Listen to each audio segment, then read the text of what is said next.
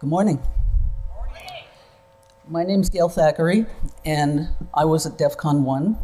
I was the only prosecutor they invited to come who would. And my assignment then was to debate the issues of hacking. And initially, when Dead Addict called me, I told him I don't attend conventions of car thieves either. And later on, we had some discussions, and I did go. It was very interesting for all of us. I got up in front of a very tiny group of people in a very tiny conference room in the old Sands, and I said, there's no debate. You've already lost. Hacking's illegal in 50 states, the federal government, and a lot of other countries. And it went downhill from there. So let's go back. Where were we at DEFCON 1? First of all, I am thrilled to see how many women are in the audience.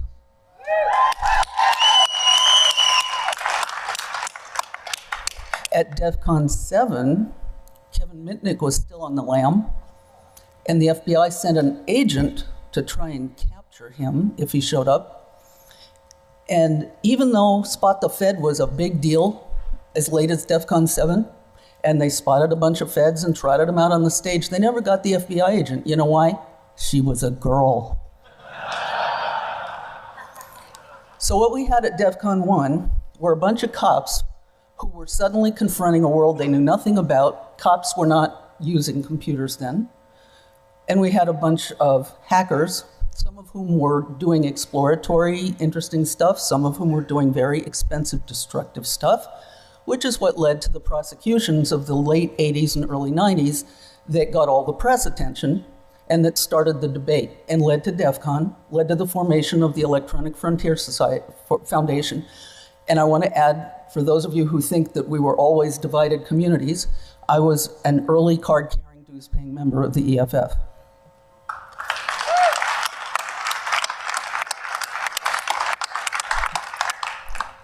At the point when DEFCON 1 happened, we had a huge national debate going on.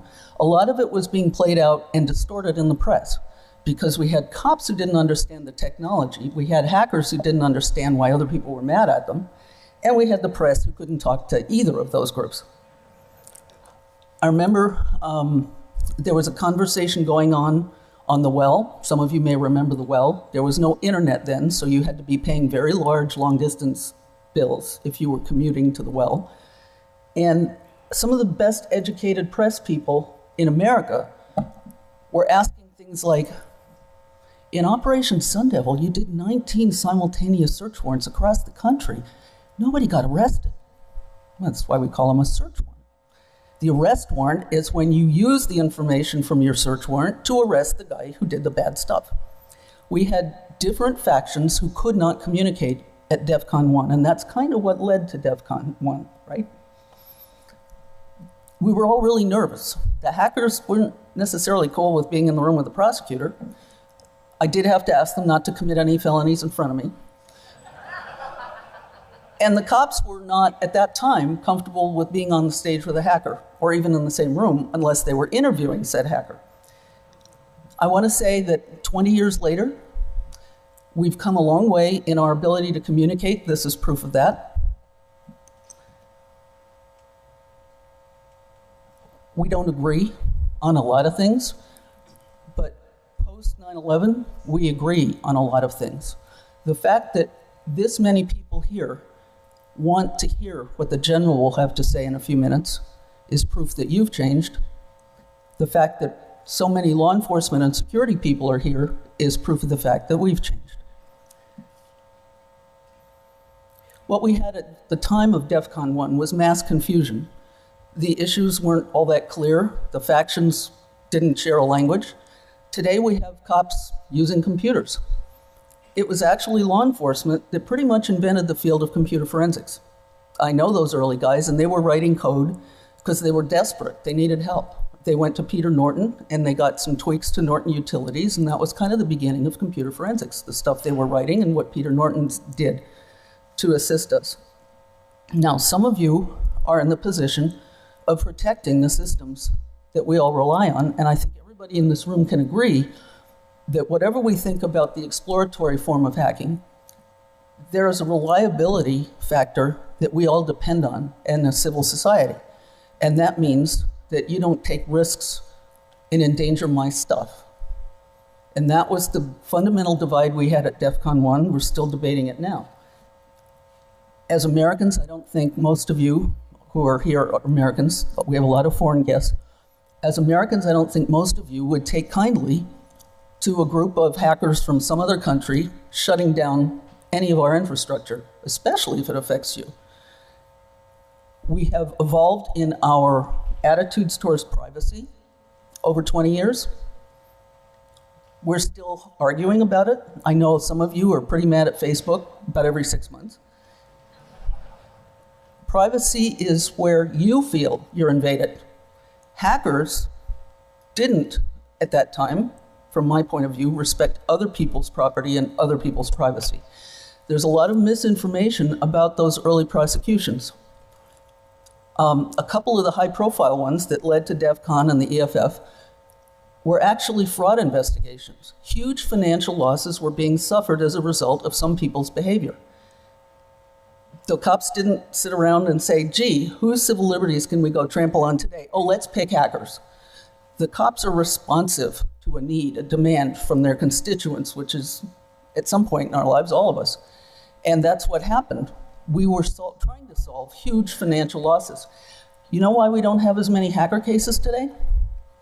Because you all have internet access for free. You're not running up other people's phone bills, and you're not robbing other people of their credit cards as much.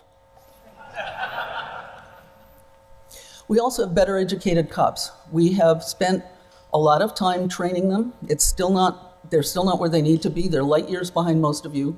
But we have officers, the Arizona Computer Forensics Lab at the Anti-Terrorism Center, where I now work, is a marvelous resource. And we have people who specialize in things that weren't even invented when DEFCON 1 was happening. Phone forensics, that's an oxymoron. There's no forensics with phones. You can't do, for most phones, you can't do a true forensic examination. So we're doing with phones now, and with GPS and all the other widgets, what we were doing in a very primitive way at the time of DEFCON 1. One of the legends of the Computer Investigation Early Committee, which was a federal loose group that was trying to teach each other, what is this stuff? How are we dealing with it? What's the law? There's no law. What do you mean there's no law? This is a bad thing. We were involved in all those early issues in law enforcement. We had some contact with members of the hacker community. Some of them educated us, not always as volunteers.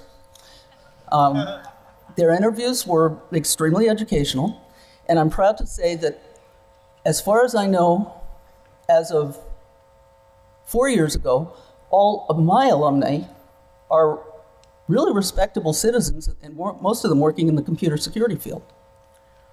So the hacker community has evolved to become part of the solution and not just the problem.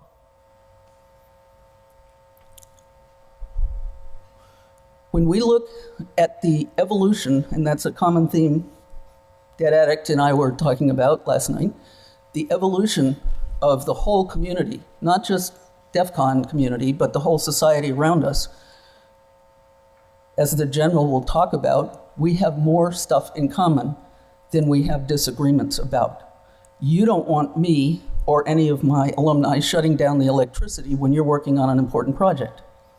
We don't want other countries taking our stuff, giving it away, so that our brilliant minds, and some of you in this audience actually make money from your skills when you're not at DEFCON. You don't want people stealing your stuff. You don't want people data mining your stuff and misusing it. Those are all areas we have in common. And I think DEFCON and EFF have contributed greatly to the shared understanding that brings us all here to listen to the general. So I'm going to turn this over to Eli, and, oh, sorry, dead Eli. Dead Eli. And let him give you the other side of the perspective of DEFCON 1. Just think, when we were here the first time, half of you weren't born, nobody had a computer except the people in the room who were not cops. We didn't have the internet, and we didn't have a conversation going. Look how far we've come in 20 years. Thank you.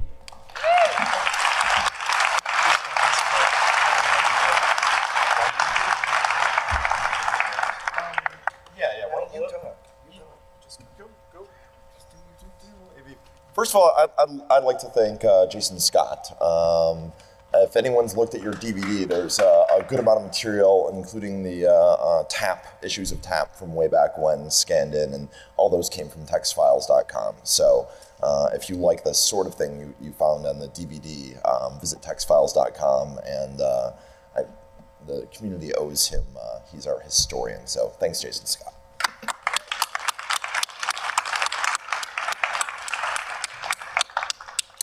So I'd like to talk a little bit about some of the motivations at DEFCON 1 and why we brought people and groups together that hadn't been brought together before. And as far as I know, DEFCON was the first hacker conference to actually invite law enforcement. This was something new. And at the time, I'll be honest, it wasn't, at least for myself, it wasn't to try to get some understanding of the two sides and to bring everyone together or anything like that. We knew they were going to come anyways. They actually went to all the hacker conferences and then busted people when they were doing silly, stupid things. So we thought we'd just invite them, and then all the hackers would know, hey, the cops are here. Let's have a weekend free from blatant felonies all over the place. And it's worked out.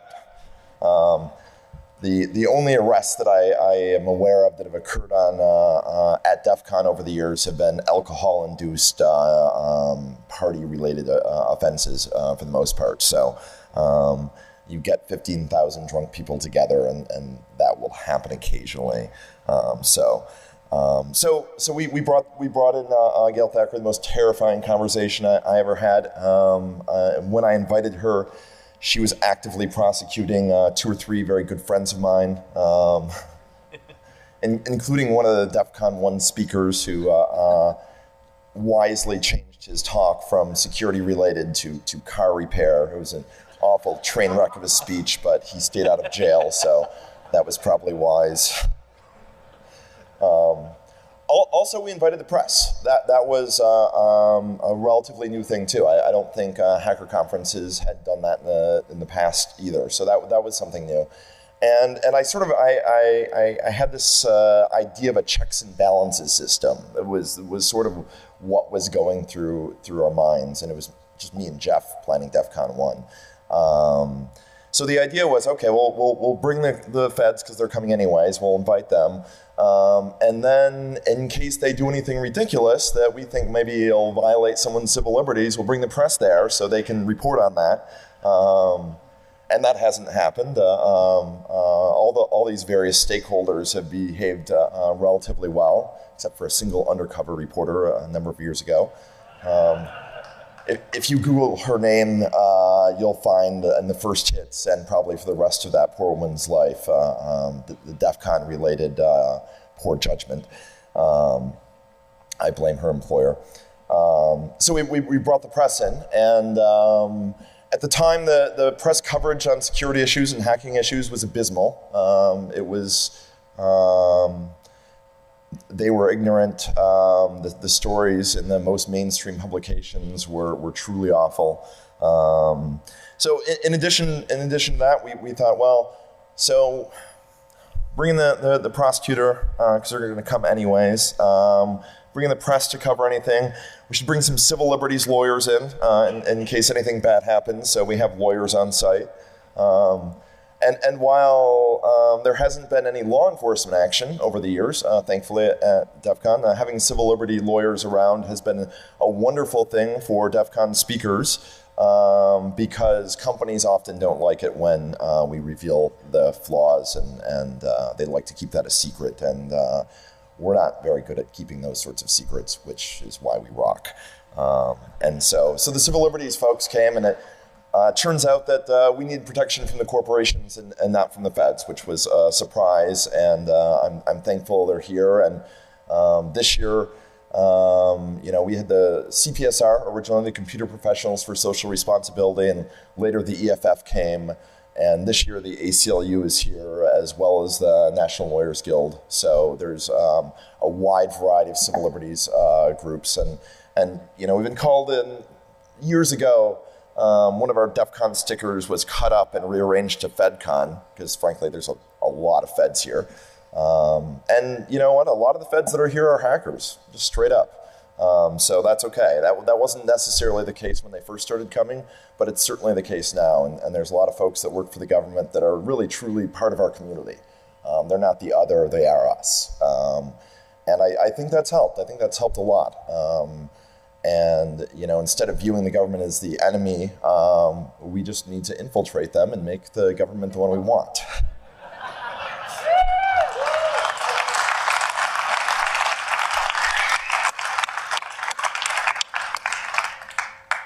So the idea was a whole huge set of checks and balances, and it might have been a silly theory, and it turned out we didn't actually have to fear law enforcement as much as we thought we did. But also, I think letting everyone know, hey, this is a weekend to party and have fun and exchange information, and rampant, obvious criminal activity and multiple felonies, do that on Tuesday, you know?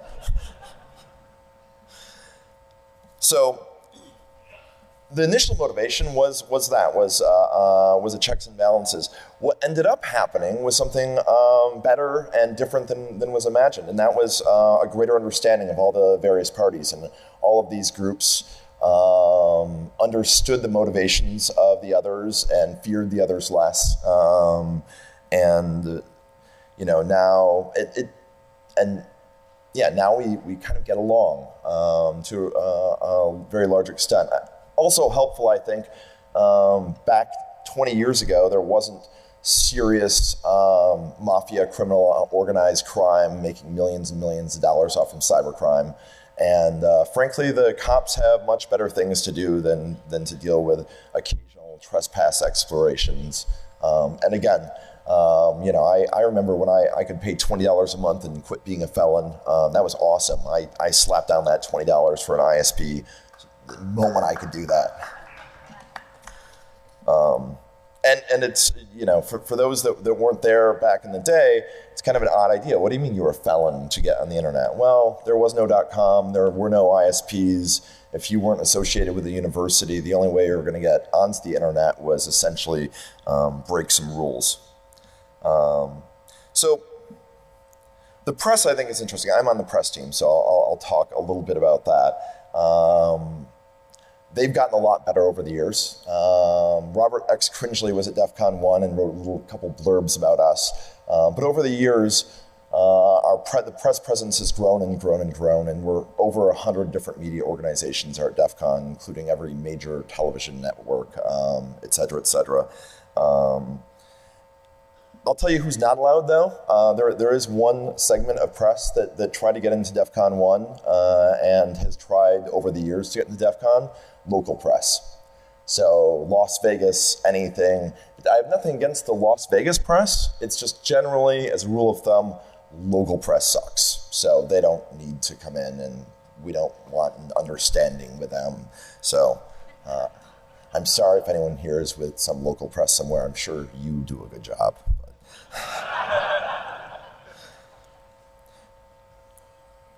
Activists have changed over the years, the nature of activism. EFF is more of a mainstream organization. If you look at what they do, if you look at the content of their activities, their lobbying, their lawsuits, all of this, it spans a huge, wide range of activities. And I thank everyone here for supporting them. And I found out yesterday that Gail was a member of the EFF, and I liked her even more when I found that out. So thank you, Gail. And what I really appreciate that actually is having people within the government and within the law enforcement have a deep understanding for the need of civil liberties, and that's important, and I'm really happy about that. Also, I want to mention something about government in general. People often refer to it as a single monolithic entity. And in fact, there's a ton of different pieces of government, and they have kind of competing agendas, conflicting agendas. For example, the Federal Trade Commission, which is, you know, what does that have to do with anything? Well, they actually hired one of us, and a privacy advocate and a technologist, and I think he's speaking right now, Christopher Soigan. And so there are federal agencies that have the same passion for activism and protecting consumers that some of us do. So, and then there's also the FBI, which, like I said, they're busy with actual, real, scary cyber crimes and nation states and whatnot. The NSA, and I'll briefly mention this. I was going to talk about how our interests are overlapping, and yes, many of us fear the NSA in some ways. There's secrecy and things unknown about both their surveillance capabilities and their offensive capabilities. So in some ways, we have interest in offensive capabilities too. So there's an interest we share in common. But more than that, they have a leadership role in protecting our infrastructure. And everyone wants an internet so they can play on it. And they've supported Linux SE. They've supported various hardening guides and want our overall infrastructure to be secure and want to share knowledge to help shore up vulnerabilities. And so in that way, and I'm very happy, the more public they are with this and the more open they are with that, I think the better defensive posture everyone has. So I think I'm running out of time. Thank you all, and enjoy your DEF CON.